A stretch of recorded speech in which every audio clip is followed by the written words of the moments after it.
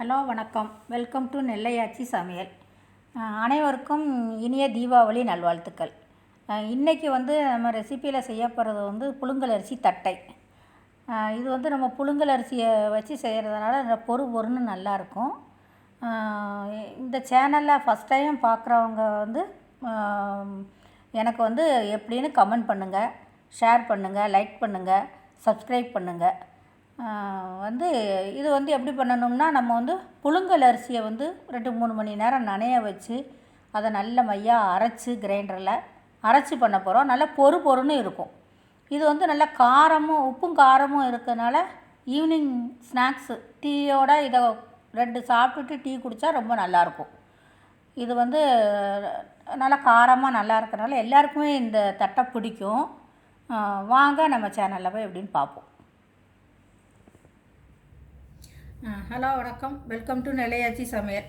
இன்றைக்கி நம்ம தீபாவளி ஸ்பெஷலில் என்ன பார்க்க போகிறோம்னா தட்டைக்கு புழுங்கல் அரிசி 1/4 படி, உளுந்தம்பருப்பு 100 கிராம். 100 நம்ம செவக்க வறுத்துக்கணும். கொஞ்சம் நல்லா வாசம் வர நெந்தியும் வறுத்துட்டு இதை பவுட்ரு பண்ணி வச்சுருக்கு. இதுக்கு கருவேப்பிலையை பொடியாக கட் பண்ணி வச்சுருக்குறோம். இது வெண்ணெய் 100 கிராம் எடுத்து வச்சுருக்கோம். உப்பு, காயப்பொடி போடணும். இதுக்கு மிளகாத்தொடி, மஞ்சப்பொடி, இது எள்ளு வறுத்து போடணும். இது கடலைப்பருப்பும் நீங்கள் வேணுங்கிறவங்க கடலைப்பருப்பையும் கொஞ்சம் நனைய போட்டு அதையும் எடுத்து போட்டு பிசைஞ்சு வச்சு விடலாம், நல்லாயிருக்கும். இது நம்ம புழுங்கல் அரிசியை அரைச்சும் பண்ணலாம், மிஷினில் இடிச்சும் பண்ணலாம், இல்லை மிக்சியில் கொஞ்சம்னா உங்களுக்கு மிக்சியிலையும் நீங்கள் நனைய போட்டு வெள்ளை துணியில் ஆற போட்டு அதையும் நீங்கள் அரைச்சியும் பண்ணலாம். இதை நான் அரைச்சி பண்ண போகிறேன். அதை நான் உங்களுக்கு எப்படிங்கிறத காட்டுறேன்.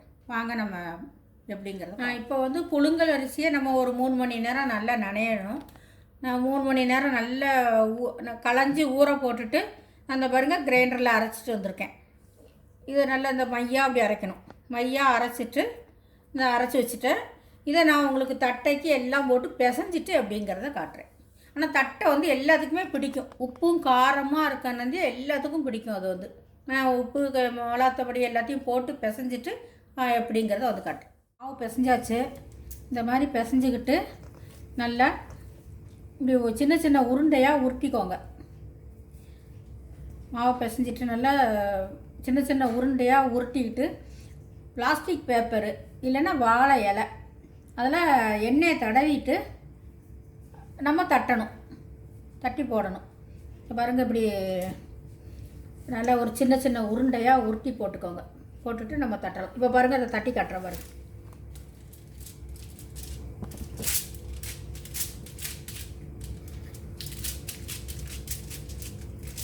இந்த மாதிரி இப்படி தட்டிக்கோங்க.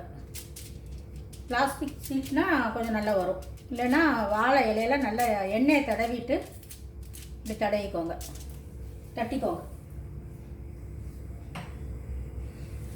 தட்டிட்டு இப்போ எண்ணெய் காஞ்சிட்டு நம்ம எடுத்து போடலாம்.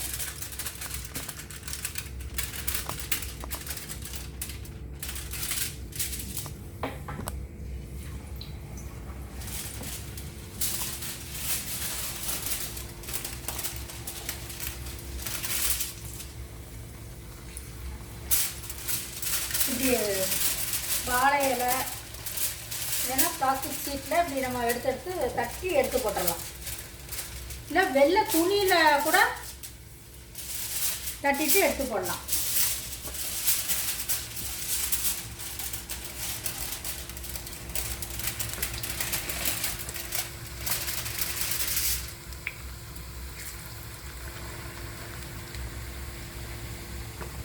அந்த சலசலப்பு நின்னதும் எடுங்க. நல்லா மொறுன்னு வரும். நம்ம அரைச்சி பண்ணுனா நல்லாயிருக்கும். மாவை திரிச்சும் பண்ணலாம், அது உங்கள் விருப்பம்.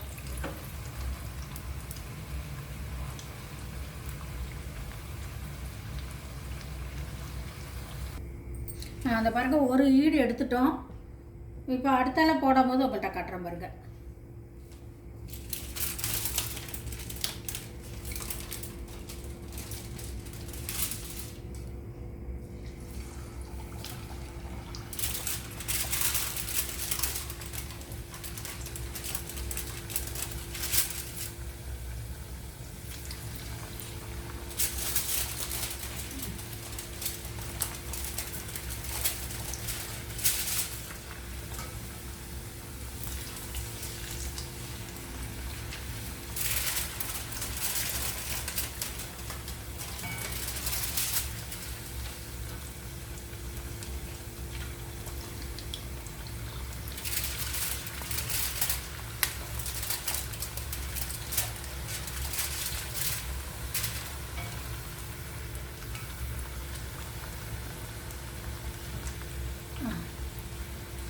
இந்த போட்டு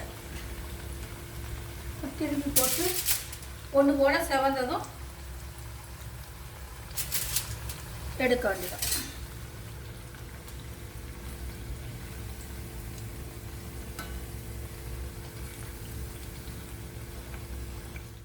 பாருங்கள், இப்போ தட்டை ரெடி. தட்டை வந்து நம்ம அரைச்சி பண்ணினனால நல்லா பொறு பொருன்னு இருக்குது பாருங்கள். நீங்களும் இப்படி பண்ணி பாருங்கள், வீட்டில் அரைச்சி பண்ணி பாருங்கள். கமெண்ட் பண்ணுங்கள், எனக்கு நல்லா இருந்ததுன்னா எப்படி இருக்குன்னு கமெண்ட் பண்ணுங்கள், ஷேர் பண்ணுங்கள், சப்ஸ்கிரைப் பண்ணுங்கள்.